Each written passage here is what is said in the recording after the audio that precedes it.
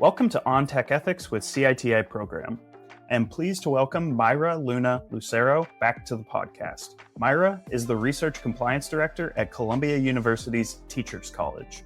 Today, we are going to discuss considerations for the use of artificial intelligence in institutional review board operations. Before we get started, I want to quickly note that this podcast is for educational purposes only. It is not designed to provide legal advice or legal guidance. You should consult with your organization's attorneys if you have questions or concerns about the relevant laws and regulations that may be discussed in this podcast. In addition, the views expressed in this podcast are solely those of our guest. And on that note, welcome back to the podcast, Myra. Thanks so much, Daniel. Happy to be here. I'm really looking forward to hearing your thoughts on the use of AI in IRB operations. But first, can you quickly tell us more about yourself and what you are currently focusing on at Teachers College? Sure. Yes. As you mentioned, I'm the Research Compliance Director here at Teachers College. And right now we're working very hard on trying to think through the steps that we would need to understand the current diverse and dynamic research that's coming out of our research community. And part of that is AI. So I'm happy to be able to talk a little bit about some of the strategies we've taken and also just some of the questions that we have still, even as we're thinking through some of these processes. Wonderful. I know a lot of people have been grappling with this for a while now, so I'm looking forward to hearing your thoughts, and I think they'll be really helpful.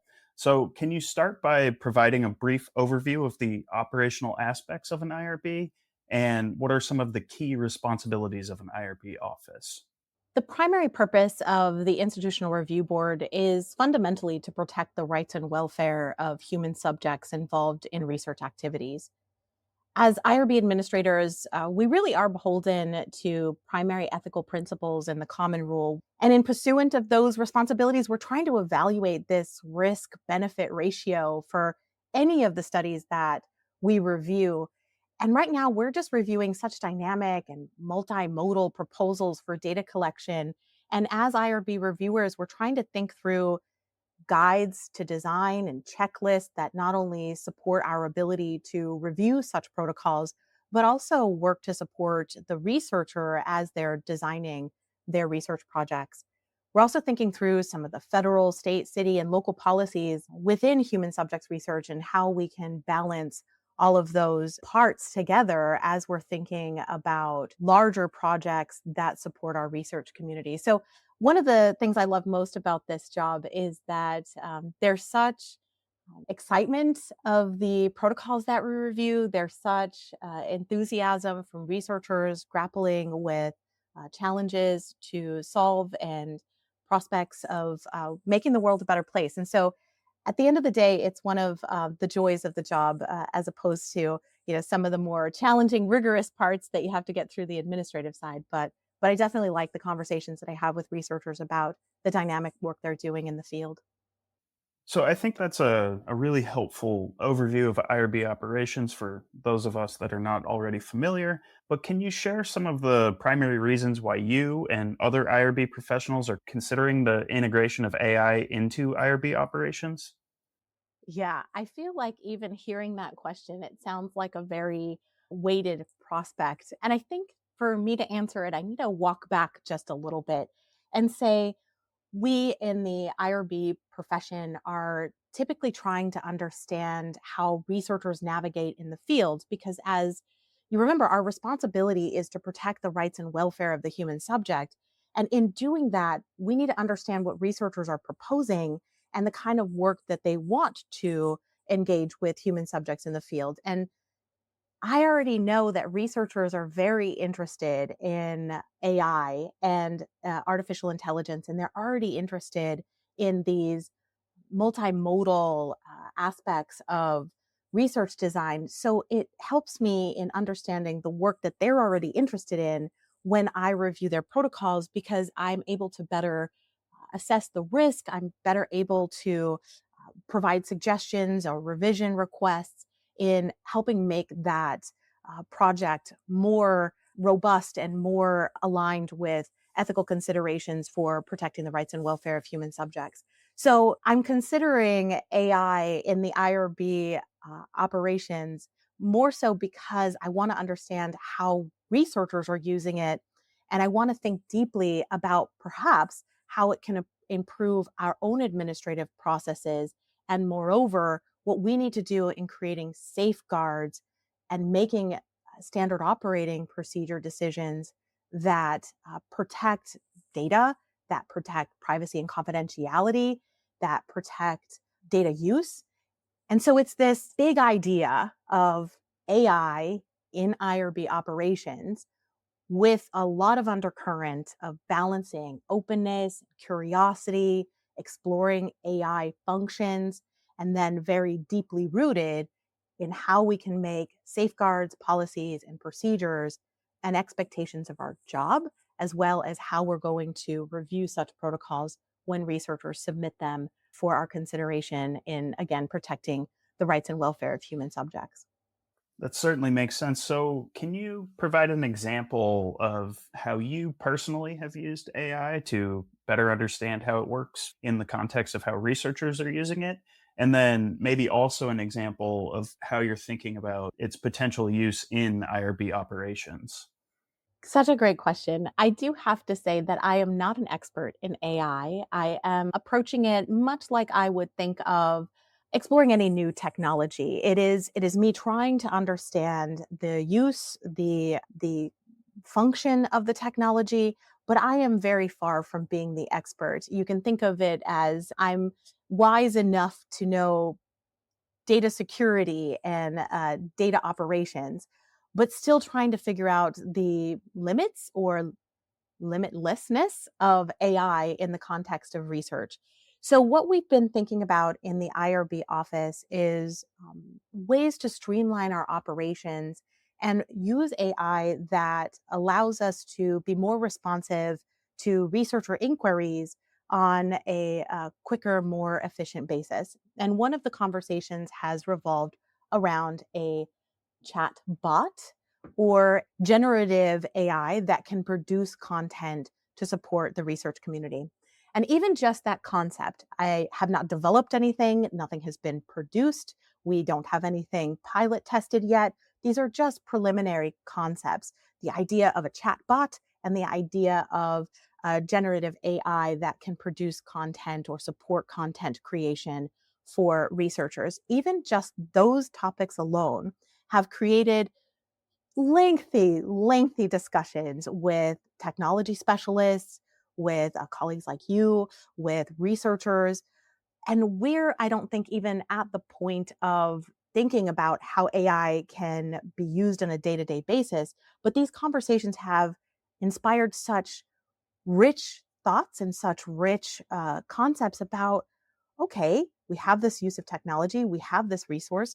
What can we do with it? If we think about it in terms of a chat bot, very simply, a chat bot in this case would be a option on, say, a IRB website that would be populated by frequently asked questions. And it would serve very similarly as individuals have experienced chatbots when getting a prescription or when consulting websites about where can I find this item, etc. But it would be populated by content that is IRB or research with human subjects related. A user would log in, they would start the chat. How do I submit an IRB protocol? The chat bot would auto generate content that basically says, click this link, or here's the steps to create a new IRB protocol.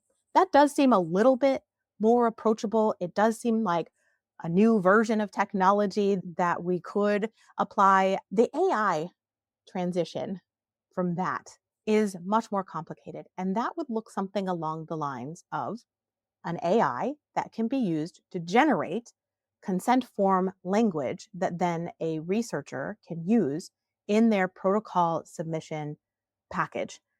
Now, here's where things get a little uncertain. So, what would that look like exactly? And are we removing the learning process for a researcher to generate their own content by bypassing it and then having an AI create that content for them? And I think that's where we're stuck in our IRB considerations of the use of AI. I had a very deep conversation with a researcher who shares my concern about the importance of a researcher generating their own thoughts, even though it may be convenient and easy to call upon ChatGPT to cull that language for you. But there is, in essence, a fundamental learning experience, a critical thinking, analytical thought process that goes into generating new content as it pertains to a research study. And so I'm feeling that in this context, perhaps one of our standard operating procedures is that we would highly encourage researchers, and maybe this is the language we have to use now, to not use generative content sources and rather ask that they generate it themselves, but consider that maybe that AI be used for reviewing content after it has already been generated. So much like an editor might review content, or much like a pilot test of that content. So it could look for fluency of language, natural language speech, or it could look for age appropriateness, etc. So this is where the debate is still in discussion. So going back to your question, can I provide some examples of the use of AI? Yes, but we're not quite there in understanding how it would be operationally used, but we are thinking about limitations and considerations on focusing on the learning part of human interaction, learning to write their own content, and the convenience of an AI that can produce maybe more robust content. This is where we're really debating, and I don't have an answer. I can just say that these conversations are rooted in the hope of using AI in smart and ethical and efficient ways, while simultaneously encouraging researchers to generate their content and really think deeply about the work that they're doing. And it's not to say that they're not doing that already, but there is a convenience that they may take that AI route, and we're trying to think through what that means for the learning opportunity of generating their own content. So that's the idea right now of some of the concepts we're thinking about for AI and IRB. The example of the consent form sounds like it could be pretty useful to have, you know, essentially a second set of eyes, for lack of better terms, on a consent form to make sure that it's optimized for readability and understandability and things like that. So, just focusing on that example for a moment, can you talk a bit about some of the challenges that you see with integrating that from an operational perspective? I think that's a great question. I think it kind of is rooted in homegrown versus open access. Now, I'm going to describe that a little bit more. So, if the AI is populated with a data source that is homegrown, in other words, it is based solely on the institutional knowledge, the content that can be credibly cited, that does have validity, that AI could potentially, as you described, be a second set of eyes, an editor, so to speak, for the vetting of content. And it could provide an abundant amount of resources for researchers who may be struggling with framing content and organizing their content. But again, that's thinking of it if the AI is taught, put that in quotes, about content or provided content that is homegrown, because there's a lot more control that you can have about content that is homegrown. Now, if that AI is provided with content that is more open source, so it's an open repository, or it is from maybe uncertain source that is described one way, but there's not clear transparency on when that open source was created or how that open source was created, it's a little bit of a trickier situation. Now, we want to have faith that there are good actors that are producing open source data that has robust content that is validated and vetted and organized in a systematic way with high level ethical standards. As we also know, there are bad actors who may create convoluted content or may create content that is biased one way or another. And when we're dabbling into this open source, it does get a little bit harder to maintain a sense of where that source's credibility is. Now, what does that mean? That means that researchers and IRB reviewers are going to have to think very deeply about the source credibility for how an AI is populated. And there's the time factor too. Well, having a home content generated AI seems one of the more reliable, safer ways to ensure the content is valid and credible. It is very time consuming. And so in a lot of ways, it is more adaptable or easily accessible to target some of these open sources. And it's, again, not to say good or bad or make some kind of claim one way or another. It's just another consideration. And so, in conversations that I've had with researchers who specialize in AI and robotics and technology, they're trying to find a balance in themselves and in the work that they're proposing for both this homegrown AI populated content and tapping open sources that there is transparency and there is credibility and there is content that can be validated. And so it can be all of these qualifiers, it can be an amazing source and it can improve the accessibility and content review of some of these protocols. But at the same time, we have to think deeply about the source that the AI is pulling from and how that source is valid or how that source is credible. I want to take a quick break to tell you more about CITI program's Technology, Ethics, and Regulations course. This course, which was developed by various experts in technology ethics, includes modules specific to AI in human subjects research. You can learn more about this course and others at citiprogram.org. Now, back to the conversation with Myra. You've talked about working with different groups at your institution that sound like they're very helpful resources when you're thinking about this and weighing these decisions. So, can you just talk some more about that and what that collaboration looks like and types of questions that you're asking them and helpful inputs that you're getting as you think through these things? I think that's a great question. I want to kind of give a quick analogy of what it feels like. It feels like I'm walking into a museum exhibit, and there are people that have clear knowledge about one artifact and they're giving me lots and lots of information and I'm very happy to have that encounter. And then I go to another artifact and then there's nobody and everybody's, we don't know where we got this from, we have no idea. And then I'm trying to find a docent or a curator or a manager of this exhibit to help me understand the content, but they don't exist, or maybe they have some uncertainty. And so it's like I'm walking around all of these artifacts or all of these curated spaces in terms of technology. We have AI, robotics, generative AI, we have predictive AI, we have data mining, all of these artifacts in this space. And I'm trying to find answers.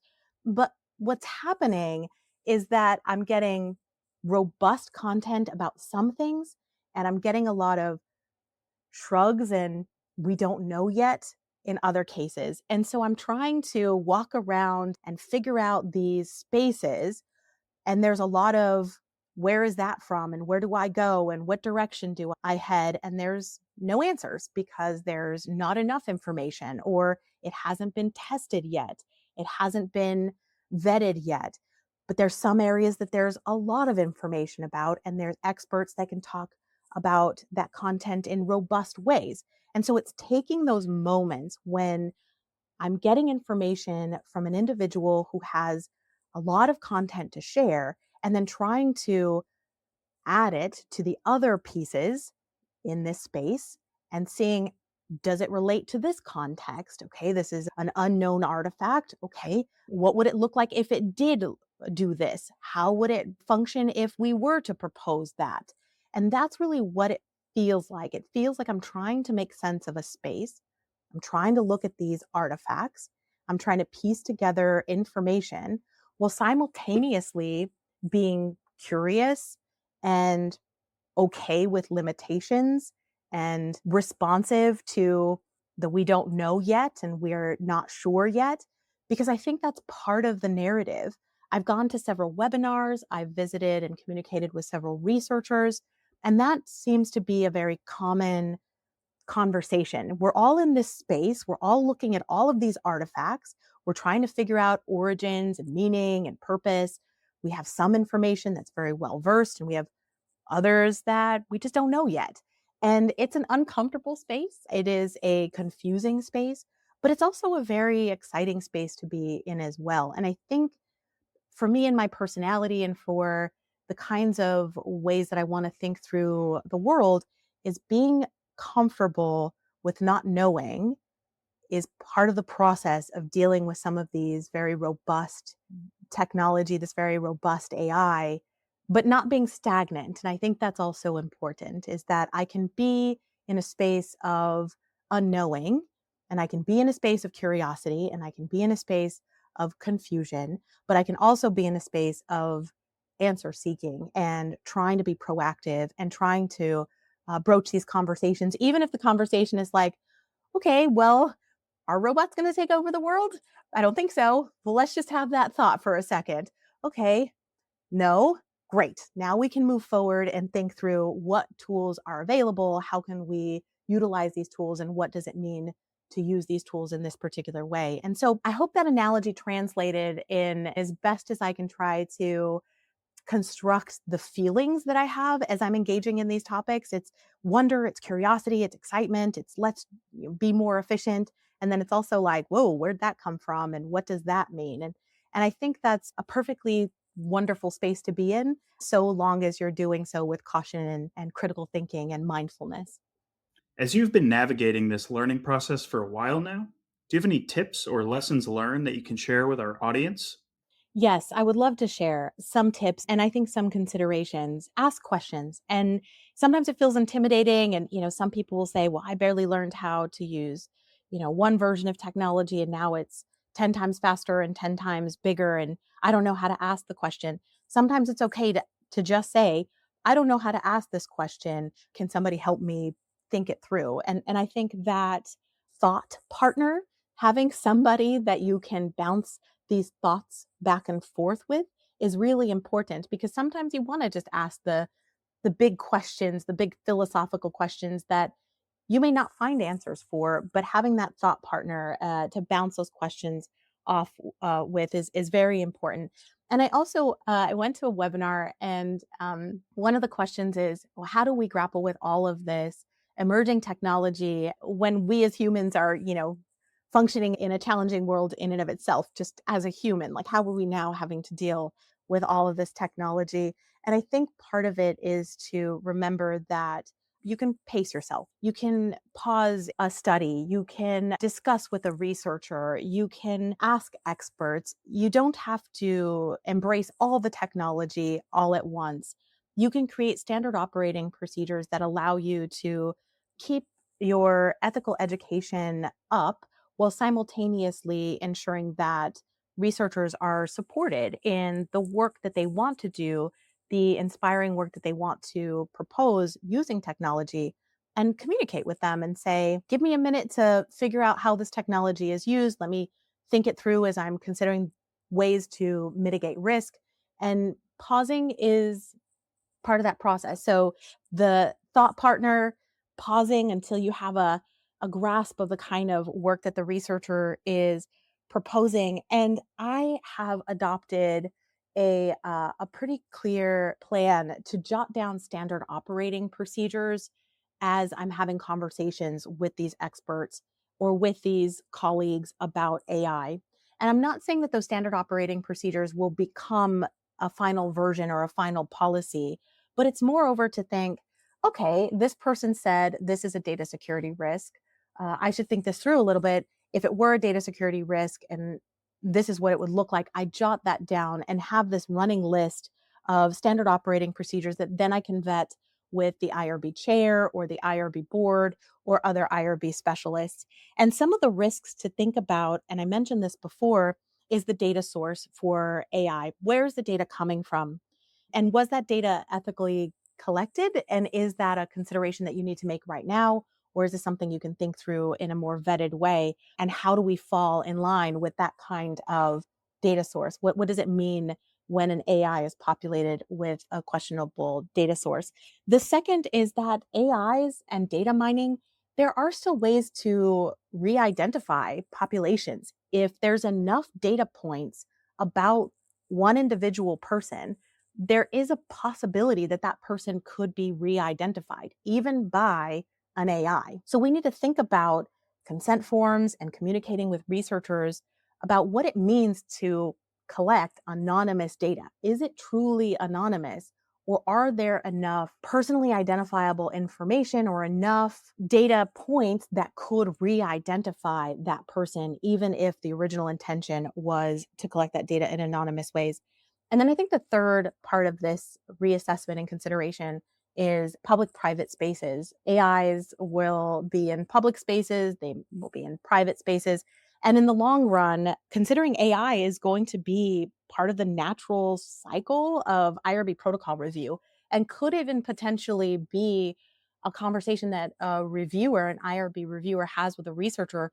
Did you pilot test these measures with an AI before a human subject? And that feels like an odd sentence to say, but it could be part of the risk mitigation is testing some of the measures with an AI before it's been tested with a human. So having, again, a thought partner, pausing, thinking through what you need to do to process your standard operating procedures, seeking content experts, and remaining curious. I think those are some of the highlights. I kind of dabbled and went back and forth between some of those thoughts, but I do think that's really where I'm at right now as I'm thinking about AI and research with human subjects. I think those are all really great tips and considerations for everybody as they also navigate this space. On that note, are you aware of any other resources out there that could help folks navigate these issues? Yeah, I mean, honestly, the city training has a plethora of webinars that are on this topic. And I think they do a very good job about dissecting some of these complex topics while simultaneously leaving questions that we don't know yet. And I think that seeking those kinds of sources is really important. I have even gone so far as just Google AI and see what articles come out or what is prompted, what is the first hit on a web search. I also think that it's important to just listen to podcasts and play with AI, see what comes out of it, even for your own personal understanding. Because when you know about the use of this technology, you can better assess potential risk factors. So, those are some sources. I don't have a repository of sources that I go to for this particular topic, but I can say that I am open to diverse resources because I think that's really going to help educate me as I'm assessing protocols, as researchers are already very interested in using AI in their projects. I will definitely include some links to some of the resources that CITI program offers on the topic in our show notes so our listeners can learn more. And on that note, do you have any final thoughts that you would like to share that we've not already touched on today? So it was an interesting conversation that I had with a colleague about AI, and there's apprehension and there's uncertainty about what does AI mean in all these bigger projects and such. And we were communicating, all right, what is the value of humans now? Because now we have to have these like big conversations about humans and artificial intelligence. And at the end of the day, research compliance reviewers care about research. We care deeply about the protection of human subjects. We care deeply about ethical standards.